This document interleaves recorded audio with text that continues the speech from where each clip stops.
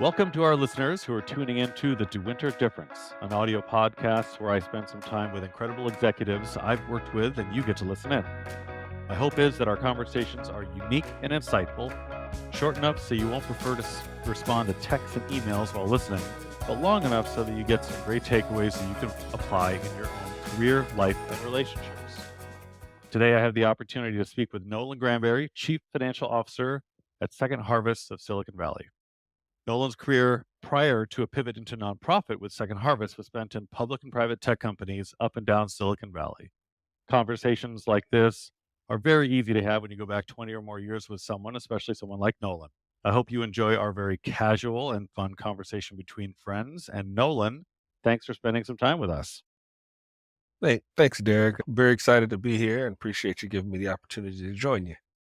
Well, we're getting the better end of the deal. There's no doubt about that. Most of the people that are listening to us that live in the Bay Area will have some familiarity with Second Harvest. In fact, Second Harvest is an organization that our firm focuses on donating time and resources to, which we talked a little bit about last year. But I'm guessing not a lot of us know truly how large the organization is, your scope of services, and the mission of Second Harvest. So maybe if we can start the conversation by getting to know a little bit more about, the great place that you work would be awesome. Sure.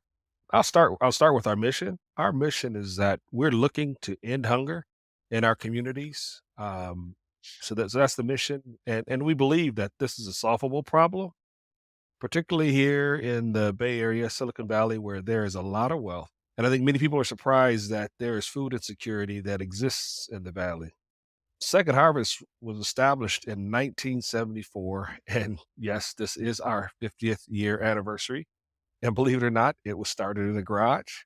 Back in the day, there was several resourceful and innovative community members that realized that there were thousands of neighbors going hungry. The local growers in the area were throwing away millions of pounds of fresh fruit and vegetables. And, with the Silicon Valley's innovative nature, these members founded Second Harvest. And so 50 years later, we're actually still going strong.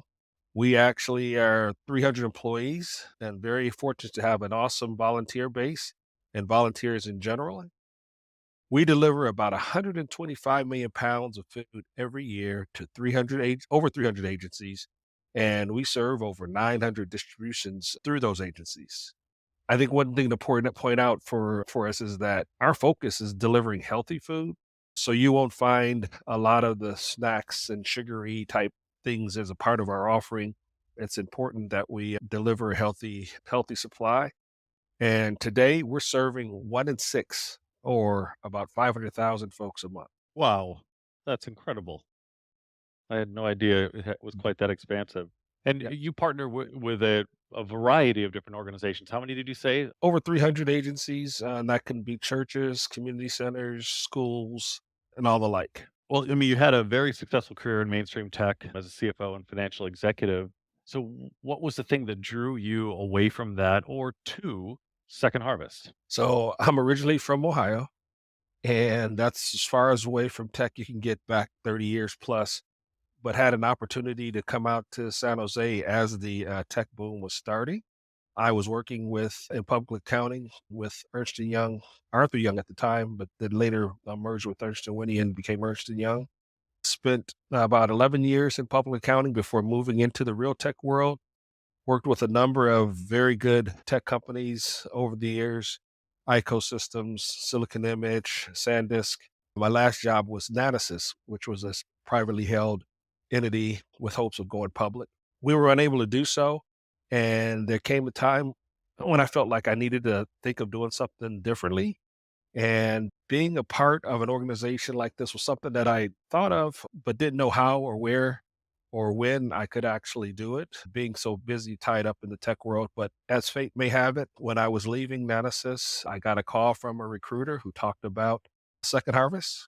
And I came in and met with the CEO, and we hit it off real well. And I learned a lot about Second Harvest as a food bank and realized that what I thought was the case, where who our main clients would be those who were destitute, unhoused, and down on their luck sort of things, and came to realize that the majority of our clients are actually hardworking Silicon Valley players who, for whatever reason, in this expensive environment, just can't always seem to make their ends meet. And we're here to serve as a supplement to that. And so my ability to move from the craziness of the tech world into a space where I was actually able to feel like I was giving back to the community was a big deal in my making that change. Well, that transition is not easy to make in the Bay Area because it is so expensive in terms of the transition into a nonprofit. And I've talked to a lot of people over the years in my career who deliberate about wanting to make that transition into something more philanthropic or nonprofit. And the draw is never monetary, unfortunately, but is rather something that kind of fills a bucket on a more personal level. This may be an unfair question, but do you feel more professionally fulfilled or personally fulfilled going to work every day at Second Harvest than you did before? Actually, I do. I can remember conversations that I used to have with some of my peers in the tech world, and we always felt like it was great and exciting, the things we were doing in our roles and the companies we were working for. But there did still seem to be that missing thing because we always asked ourselves, how are we actually making a difference? And yes, we might be making a difference in the world of folks making money and what have you, but are we really making a difference? And my opportunity to join Second Harvest was really that true opportunity for me to make a difference. And I feel like I actually operate sort of in my role in sort of the back office, so to speak. So I'm not on the front lines all the time. But when I get a chance to go out and actually join the distribution as a volunteer and get to see the appreciation of the folks coming through and receiving food, it's a blessing. And I definitely feel very, very good about that. I bet a lot of people might think that a move into nonprofit might mean fewer hours, maybe a little bit less, crazy work at the end of peak cycles. But that may or may not be true, and certainly it'll be different for different people. But do you think there are a fair number of similarities at Second Harvest as compared to Silicon Valley? And what might surprise somebody who's listening to this is what the busiest time of the year is for you and your team. So we're pretty busy pretty much all year round, but it's a different type of busy, I think. Unlike in the tech world or in my for-profit world, quarterly results, quarterly performance, and the like was really, the requirement. Where here it's actually, not so much a requirement from a quarterly reporting standpoint, but from a delivery of food to the community and making sure we're able to do that. And that was most evident when we hit the pandemic in 2020, where we had to real time shift total gears on how we were operating completely to go from delivering food to about 250,000 individuals to delivering food to 500,000 individuals. And that was in a matter of months. And the logistics behind that, the ability to put systems in place behind that was an amazing effort by the organization and the team. But I think it would rival almost any for profit business relative to some of the complexities and dynamics that you need to face to make something like that happen. That's we're now going back 4 or 5 years, I suppose, and you talked about serving 250,000. Now you are routinely servicing 500,000. There has not been a drop off in need at You all know, since the pandemic. that is the one. If there's a message that I can deliver today is that yes, we have actually seen we have been the beneficiary of a very, very generous community, particularly during the pandemic years where there was a lot of money raised in support of the pandemic effort. And that has sort of, dwindled off to some degree, but we have not seen the need decrease. There was a small ebb, in early 2022, late 23, but then as the government support ended and the dynamics of the interest rate, and the changes in the economy impacted folks, we are back at our peak pandemic levels, and we're in need of folks to, continue to understand that that's where we are at and provide enough support, whether it's through volunteering efforts or through donations, in support of the fact that we actually still see the same, number of folks that we were seeing back at the peak pandemic. Would it be fair to say that if you have limitations in terms of your ability to serve, it is monetary donations, or donations of any sort? Well, I guess monetary donations so you can acquire more resources to be able to deliver, or is it people and volunteer resources, or a variety of different Yeah. levers? Truth is both are important.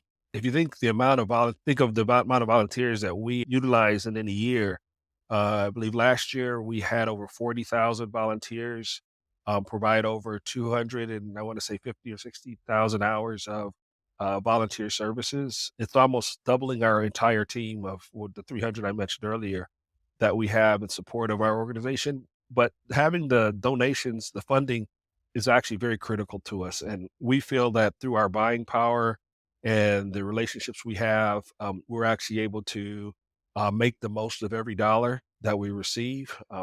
Probably much more than, I wouldn't say probably for sure, much more than any individual who could go to a Safeway or Albertsons or wherever and buy it and actually bring that food to the organization. We like I said, we're serving 1 in 6, and we actually say a dollar will allow for us to serve, I think it's 1 or 2 meals. We can create it where it can serve at least 1 or 2 meals for anyone. With regard to donations and corporations leaning in and that topic of conversation, I've read a lot of articles lately about corporate ESG initiatives, and many really very frustrating to me at a personal level, because as there appears to be an increasing amount of backlash for, ESG initiatives and sponsorship, which include monetary donations and community programs that benefit, nonprofits like Second Harvest. And it should be noted too that most of the things that I've read that take a negative take on ESG have come from policymakers and political candidates versus employees. And now you've spent time as an executive in for-profit companies and now a nonprofit. Do you think there is or should be an implicit obligation for companies to give back to organizations like Second Harvest? Derek, and no, this is an area that I think that when I look at folks that step up with us, for us, and do things, and we have a lot of companies that do a lot of good with us, and whether they're donating money, whether they're actually, I mean, we have so many companies that actually put together teams to volunteer, that come out to volunteer with us, and that is very, very, very, very helpful for us. So when I look at that, the focus on how folks are, I tend to focus on that being that there are a number of good players, and we continue to try to, reach people and see how much more we can expand that. And so that's how I sort of view it. More of a glass half full perspective instead of my negative perspective. Like, Yeah, yeah. why can't there be Try to, more? Instead of yeah. like, we're Well, happy with what we can get. we are always striving to push for more, for sure. It actually is, critical, continue. Like I said, 500,000 folks a month shouldn't be the case in the Bay Area if you think about it, right? And so for everyone that actually is helping out, big kudos, and we want to try to give kudos even more. Well, and 500,000 is those who you and the organizations that you work with touch. There are many more thousands that may not even have access to those organizations Yep. or you to be able to get access to food as well. So, you know, in terms of a total addressable market, it's, I'm sure, significantly larger than that, unfortunately. Yeah. So, I mean, obviously, successful career over the course of the past 20 plus years. What would you be doing if you weren't a CFO? Derek, I'm a sports nut. I played basketball in college. Division 3 though. Can't say I was a D1 player, but Division 3, but that was a great experience for me. And I think the idea of sports for youth is a very important dynamic that I think all should share in because it builds so many life lessons.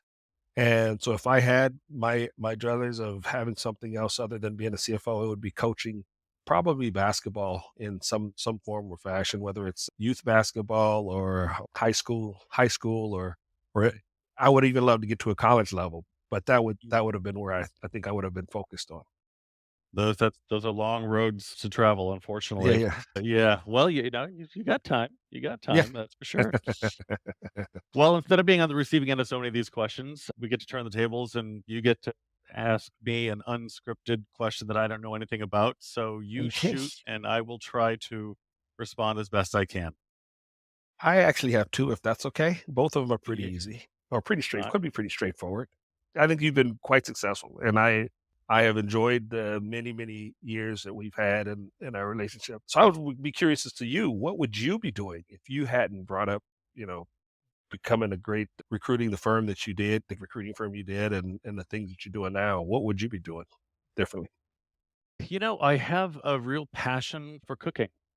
Ah, I think, like, it's probably not something people would have thought that I would say, but I love cooking. I love the kitchen. I love the intricacies of meal preparing, and I also like the fact that, preparing a meal is that you could share with others as a way of kind of bringing people together. Like it's kind of my wife calls it my love language. Like I love cooking no, for people and making things, and from the moment I think, "Oh, I gotta go to the store," and, like, the things I'm gonna get, like, it gets me excited.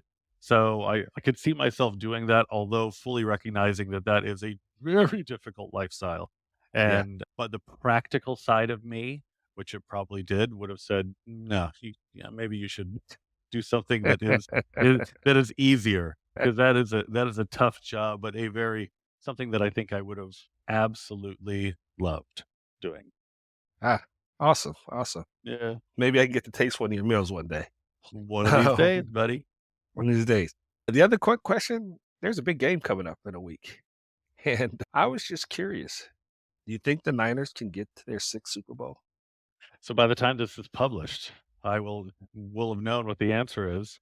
I cannot help but, be a homer on this one, and I know that the whole world's talking about Mahomes is unbeatable, and by all accounts, it certainly seems to be, but I don't know. I can't help but think the Niners are gonna pull this one out, and not with great difficulty, which is, Oh, like, really putting my neck out there. yes. I really think they've got this one. So, fingers crossed, and if it could be wrapped up with, an MVP for Purdy, I think that would just drive people crazy, but I think that'd be pretty fun. And you?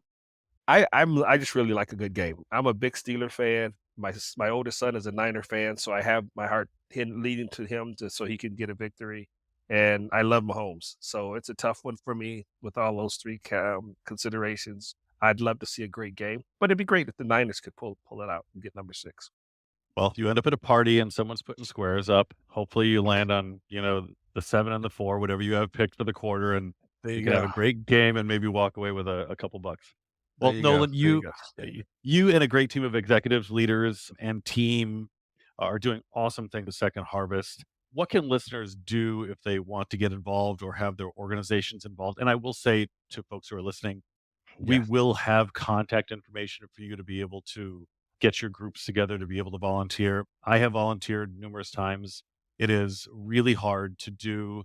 It is work that seems like it could go on forever.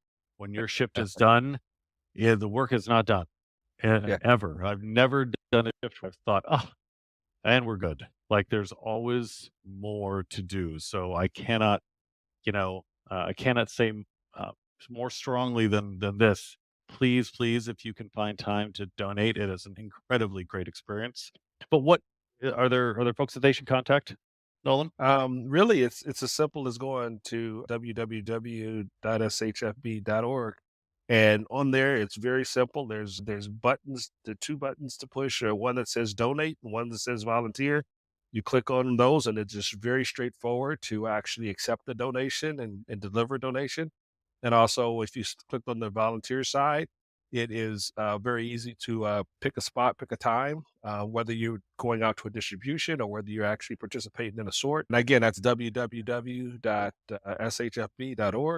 And I just like to say, we're back at peak levels and really should not have food insecurities in the valley. It's a solvable problem, and everyone can make a difference. So donating time and money is very, very much appreciated. Well, and on that note, I'll make a transition and say thank you for donating your time to me, my friend. I hope that we run into one another again real soon. I'll be Yes, intentional about that after this yes, conversation. yes. And to everybody out there, take it upon yourself, lean in and help if you can, please. Thanks, Thanks, Derek. Nolan. Enjoyed Appreciate it. it. Take care. Enjoyed it. Thank you. Bye. Thank you so much for taking the time to listen to the DeWinter Difference podcast. If you like this episode, head to dewintergroup.com/dewinter-difference to catch future episodes and share your thoughts, comments, or suggestions. And make sure to connect with us on LinkedIn, Facebook, and Twitter. This podcast is produced by the DeWinter Group. the leading recruiting firm in the Bay Area and beyond. We help top companies and people reach their fullest potential through world-class accounting, finance, and technology recruiting services.